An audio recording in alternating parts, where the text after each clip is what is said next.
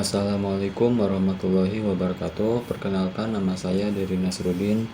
Pada kesempatan ini saya akan mempresentasikan hasil dari tugas besar saya di mata kuliah pengantar kecerdasan buatan yang berjudul Pengembangan Sistem Prediksi Komparatif Penyakit Jantung menggunakan 3 model machine learning berbasis Streamlit.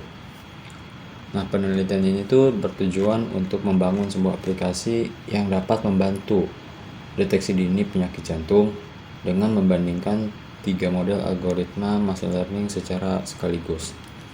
Nah, sebagai latar belakang, kita tahu bahwa penyakit jantung itu merupakan masalah kesehatan yang serius di seluruh dunia.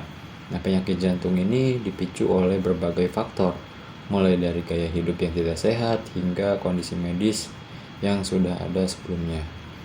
Nah, meskipun deteksi dini itu bisa sangat meningkatkan peluang kesembuhan, namun proses diagnosis yang konvensional itu seringkali memakan waktu atau lama. Nah, disinilah teknologi khususnya machine learning dapat berperan penting untuk membuat proses screening penyakit ini tuh menjadi lebih efisien, menjadi lebih cepat, dan juga otomatis.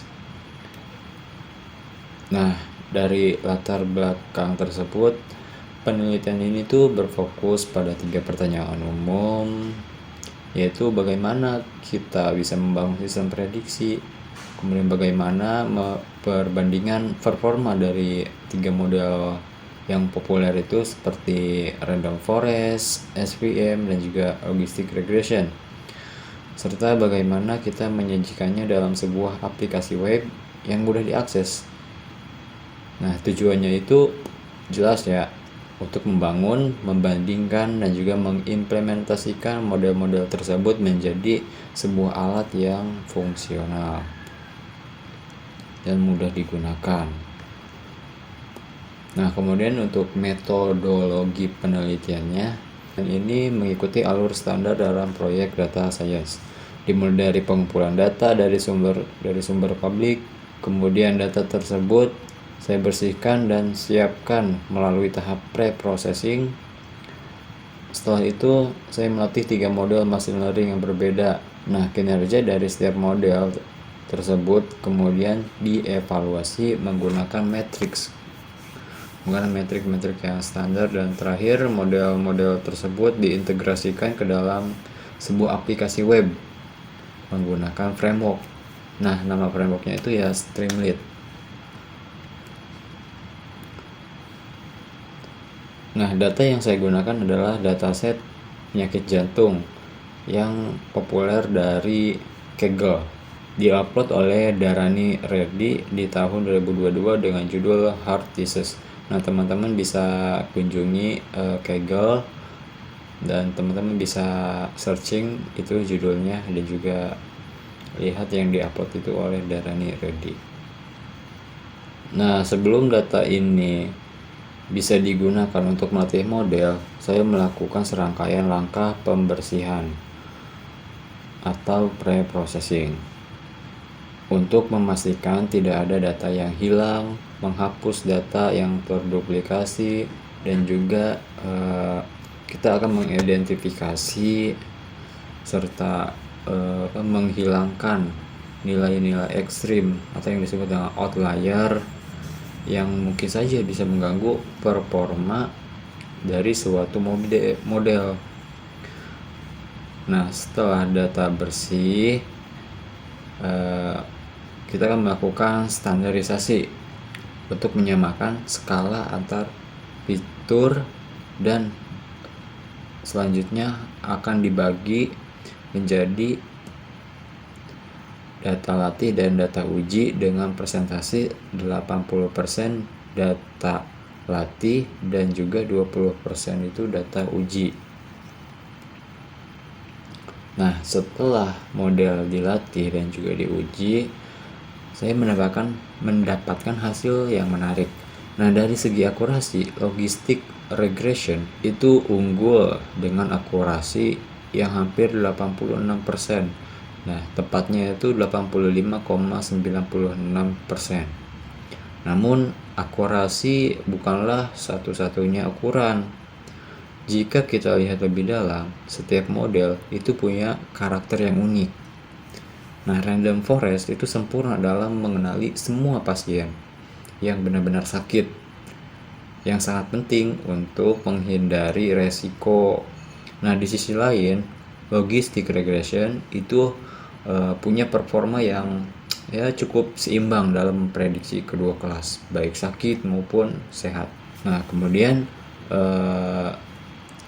setelah model ini siap, nah kita akan implementasikan ke dalam sebuah aplikasi web menggunakan Streamlit. Coba kita lihat aplikasinya, dan ini adalah tampilannya seperti ini. Bisa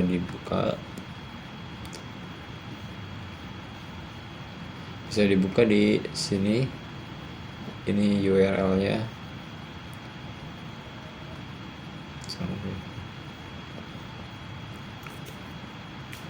Nah, ini adalah tampilan halaman utamanya. Di sini tersedia input-input untuk digunakan untuk menginput data dari pasien. Oke. Di sini ada tentang aplikasi, misal kayak detail model. Nah, saya pakai ini Random Forest, SPM, logistik, dan saya juga cantumin akurasinya seperti ini.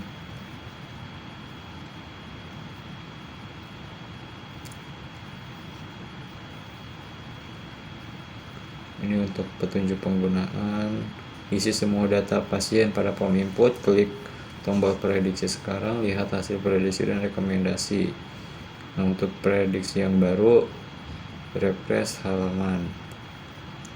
Dan juga disclaimer, hasil prediksi ini bukan diagnosis medis, konsultasi dengan dokter untuk pemeriksaan lebih lanjut. Nah, jadi jangan 100% percaya ya, harus konsultasi dulu dengan dokter.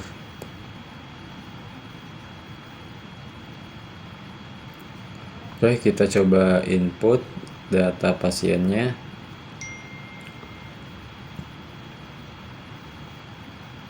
Yaudahlah, kita pakai yang default ini. Langsung prediksi sekarang. Nah, ini adalah hasilnya. Jadi di sini akan ada hasil prediksi, modelnya apa, hasil prediksinya apa, tingkat resikonya itu berapa persen, kemudian ada juga keterangannya. Nah, di sini juga terdapat visualisasinya,